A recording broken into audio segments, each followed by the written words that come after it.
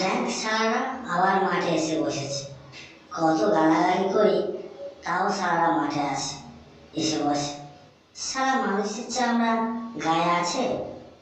এবার সারা মাঠে এসে বসলে কু কু করবো আর চকলেট ফাটাবো। আমরা মাঠে এলে সারারা কেন কু কু করে আর ঢিল মারে কেন বলতো? আরে ওদের ল্যাম্পপোস্ট আর জল ট্যাঙ্ক বসাতে দিচ্ছিলাম না, সেই কারণে ওরা কু কু করে আর ঢিল মারে। আবার দুজনে মাঠে আসছে, চল ঢিল মারি আর কুকু করি। কু কু কু কু কু কু।